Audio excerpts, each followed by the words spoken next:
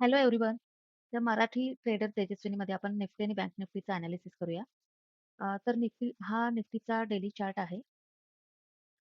तर निफ्टी जे आहे गेल्या बऱ्याच दिवसांपासून बिअरिश ट्रेंडमध्ये आहे आणि निफ्टीने इथे 21 जानेवारीला खूप मोठी ही बिअरिश कॅन्डल बनवलेली आहे. सध्या जे मार्केट आहे ते ह्या कॅन्डलच्या आतमध्येच जे काय आहे ते प्राइस ॲक्शन बनवत आहे. तर आपल्याला जोपर्यंत निफ्टी अ, 21 जानेवारीची ही जी बेअरिश कॅन्डल आहे, हिचा हाय किंवा लो तोडत नाही, तोपर्यंत आपण फुल्ली बुलिश किंवा फुल्ली बिअरिश साइडला जाऊ शकत नाही.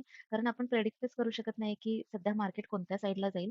कारण सध्या मार्केट जे आहे, ते ह्या सर्वात मोठ्या बिअरिश कॅन्डलच्या आतमध्येच जे काय आहे ते प्राइस ॲक्शन बनवत आहे.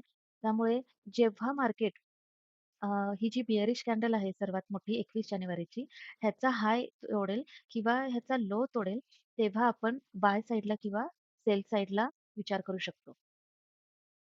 ओके, तर आता आपण 5 मिनिटाच्या टाईम फ्रेमवर आलेलो आहोत. तर आज काय झालं मार्केटमध्ये पहिली कॅन्डल जी आहे ती बुलिश साइडला जात राहिली आणि इथे बरेचसे बायर्स कलेक्ट झाले. त्यांना वाटलं मार्केट वरच्या साइडला जाईल. सेकंड कॅन्डल जी होती तिने सुद्धा हा पहिल्या कॅन्डलचा हाय तोडला. त्यामुळे इथे बऱ्याच जणांनी बायिंग केलं असेल आणि इथून खाली मार्केट लगेच सेलिंग साइडला गेलं आहे आणि इथे जे काही बायर्स होते ह्या सगळ्यांना त्याने ट्रॅप केलेलं आहे. त्यानंतर पुन्हा मार्केटने इथे जे आहे इथे एक सपोर्ट होता. हा सपोर्ट तोडल्यासारखं भासवलं आणि इथल्या ज्या काही लेव्हलचे हे सेलर्स होते, हे सेलर जे आहे हे मार्केटने इथे त्यांना ट्रॅप केलेलं आहे आणि मार्केट पुन्हा वरच्या साइडला गेलंय. इथे सुद्धा मार्केटने एक रेझिस्टन्स तोडल्यासारखं भासवलं आणि इथून मार्केट पुन्हा खालच्या साइडला आलंय आणि इथे जे काही बायर्स होते इथल्या लेव्हलचे, ते सगळे बायर्स इथे एक-एक करून सगळ्यांचे स्टॉप लॉस इथे हिट झालेले आहेत. ठीक आहे. तर मार्केट खाली येत असताना सुद्धा बऱ्याच वेळा मार्केटनं जे आहे ते अप साइडला जाण्याचे बऱ्याच वेळा होप दिलेत आणि पुन्हा-पुन्हा मार्केट जे आहे ते सेलिंग साइडला आलंय आणि त्यामुळे तिथले जे काही बायर्स मध्ये-मध्ये जर का कोणी पोझिशन्स बनवले असतील बाय साइडच्या, तर त्यांना मार्केटनं ट्रॅप केलंय आणि ट्रॅप करत-करतच मार्केट आता खालच्या साइडला आलेलं आहे. तर सध्या इथले जे काही स्टॉप लॉस असतील सेलर्सचे किंवा बायर्सचे किंवा इथले बायर्सचे जे काही स्टॉप लॉसेस असतील इथून पुढचे जे काही, ते सगळे सध्या मार्केटने ट्रॅप केलेत. त्यांचे सगळ्यांचे एस-एल हिट्स झालेले आहेत आणि ते सगळे मार्केटमधून बाहेर गेलेले आहेत. आता फक्त ह्या ह्या साइडला जे कोणी सेलर्स असतील, त्यांचे स्टॉप लॉस हिट होणं बाकी आहे आणि ह्या सगळ्या सेलर्सचे स्टॉप लॉस सध्या बाकी आहे आणि इथे जर का कोणी बायिंगची पोझिशन बनवली असेल, तर इथल्यांची स्टॉप लॉस सध्या अजून बाकी आहे. तर तर सोमवारी मार्केट काय करू शकतं? जर का सोमवारी market slightly gap down open झालं किंवा फ्लॅट ओपन झालं, तर सगळ्यात आधी मार्केट ह्या ठिकाणी जे कोणी बायर्सची कोणी पोझिशन बनवली असेल, तर त्यांना इथे स्टॉप लॉस हिट करण्यासाठी येऊ शकतं आणि इथून मग पुन्हा मार्केट अपसाइडला मूव्हमेंट करू शकते. किंवा मार्केट जर गॅप अप ओपन झालं, तरी सुद्धा मार्केट सगळ्यात आधी ह्या लेव्हलला येऊ शकते 2350च्या. इथल्या बायर्सना आधी ते ट्रॅप करेल आणि मग इथून मार्केट जे आहे ते इथल्या सेलर्सना टार्गेट करण्यासाठी अपसाइडला मूव्ह करू शकते. तर परवासाठी म्हणजेच सोमवारसाठी ह्या ज्या आहेत ह्या काही इम्पोर्टंट लेव्हल्स आहेत जिथे मार्केट जे आहे ते रिटेस्ट करू शकते. तर सोमवारी 23,200 23,200 ची ही लेव्हल आहे, की 23,200 आणि इथे 23,000 चा सपोर्ट. ह्या 2 लेव्हल आहेत, ह्या खूप इम्पोर्टंट असणार आहेत. या ठिकाणी कॉल रायटर्स आणि पुट रायटर्स मोठ्या प्रमाणात आहे. जर 23,000 चा लो जर तोडला, तर मार्केट फुल्ली बिअरिश साइडला जाऊ शकते आणि 23,200 चा जर हाय तोडला मार्केटने, 23,200 चा जर रेझिस्टन्स मार्केट तोडत असेल, तर मार्केट इथल्या सेलर्सना टार्गेट करण्यासाठी ह्या लेव्हलपर्यंत येऊ शकते. आणि कदाचित मार्केट इथून पुन्हा पडू शकते कारण या ठिकाणी कॉल रायटर्स जे आहेत ते मोठ्या प्रमाणात आहेत. ठीक आहे. जर इथले कॉल रायटर्स जे आहेत ते कमी झाले आणि ती लेव्हल जर तोडली मार्केटने, तर मात्र मार्केट फुल्ली बुलिश होऊन पुन्हा अपसाइडला मूव्हमेंट करू शकते. तर सध्या 23,000 चा जो लो आहे 23,000 तर 23,000 ची लेव्हल ही सगळ्यात क्रुशियल असणार आहे आणि 23,000 मार्केटने तोडलं, तर मात्र सेलर्सचा राजा येईल. मग बुलिश होणं मार्केटला खूप कठीण जाईल. त्यामुळे 23,000 वरनच मार्केट एकतर इथे टेस्ट करून मार्केट अपसाइडला जायला हवं किंवा मग मार्केट जे आहे ते फक्त 23,050 पर्यंत इथल्या बायर्सना जे आहे त्यांना त्यांचे एस-एल हिट करून वरच्या साइडला जाऊ शकते. सो सोमवारसाठी हेच प्रेडिक्शन असणार आहे. त्यानंतर आपण बँक निफ्टीचं बघूया. बँक निफ्टीचा हा डेली चार्ट आहे. बँक निफ्टी जे आहे ते गेल्या बऱ्याच दिवसांपासनं ह्या एका पर्टिक्युलर बॉक्समध्येच प्राइस ॲक्शन बनवत आहे. तर जोपर्यंत बँक निफ्टी सुद्धा ह्या बॉक्सच्या बाहेरच्या साइडला म्हणजेच इथून अप साइडला किंवा इकडे डाउन साइडला या दोन्हीपैकी एका ठिकाणी कुठेतरी जोपर्यंत बँक निफ्टी प्राइस ऍक्शन बनवत नाही, तोपर्यंत बँक निफ्टी सुद्धा आपण बिअरिश किंवा बुलिश असं काहीच प्रेडिक्ट करू शकत नाही.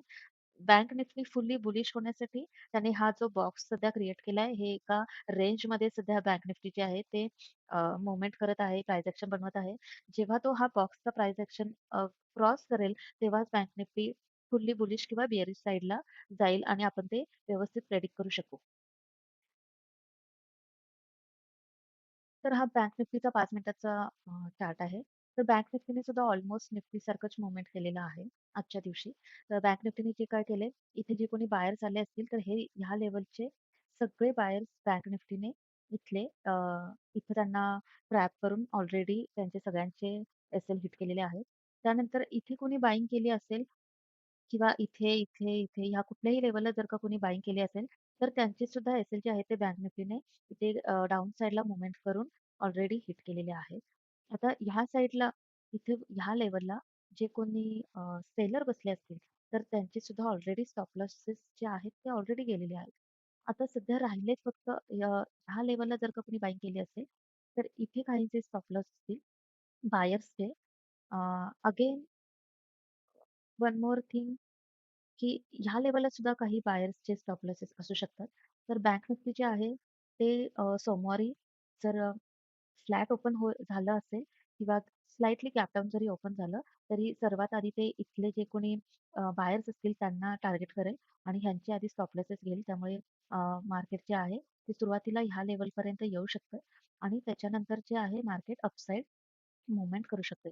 कारण वरच्या साईडला काल ज्यांनी कुणी सेलिंगच्या इथे पोझिशन्स बनवल्या असतील, तर ह्यांचे स्टॉप लॉसेस जे आहेत ते बँक आता सध्या अ, खाऊ शकते आणि त्यामुळे सध्या मार्केट जे आहे ते ह्यांचे स्टॉप लॉसेसवर जास्त लक्ष ठेवेल. अगेन आता सध्या बँक निफ्टीमध्ये बायिंग साईडला तरी खालच्या साईडला कुणाचेच बायर्सचे स्टॉप लॉसेस नाहीये.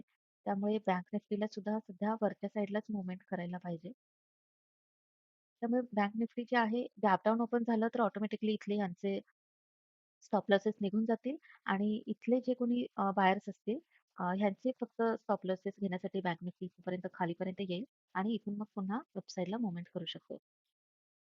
सध्या फक्त इतकंच लक्षात ठेवायचं आहे, की ज्यांचे स्टॉप लॉसेस कुठे अवेलेबल असतील, त्या साइडला मार्केट कधीसुद्धा त्या लोकांना टार्गेट करण्यासाठी मूव्हमेंट करत असते. त्यामुळे मार्केट आधी जर का इथे वरती कुठे ओपन होत असेल, तर सर्वात आधी मार्केट इथं सेलर्सचे स्टॉप लॉस खाऊन मग खाली सुद्धा येऊ शकते किंवा जर खाली ओपन होत असेल मार्केट, तर आधी बायर्सचे स्टॉप लॉसेस हिट करून मग मार्केट अपसाइडला मूव्हमेंट करत असतं. सो अशा प्रकारे मार्केटमध्ये मूव्हमेंट्स होत असतात. सो ह्या तुम्ही गोष्टी लक्षात ठेवायच्या आहेत.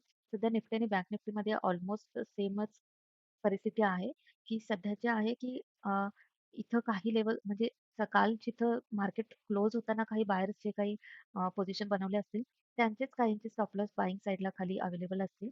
अदरवाईज खाली कुठेही बाय साइडचे स्टॉप लॉसेस अवेलेबल नाहीये. त्यामुळे त्यांचे स्टॉप लॉसेस खाऊन मार्केट अप साइडलाच मूव्हमेंट करायला पाहिजे. सो तुम्ही मार्केट सोमवारी कुठे ओपन होतंय हे पाहून त्याच्या अकॉर्डिंगली तुम्ही तुमचं ट्रेड प्लॅन करू शकता.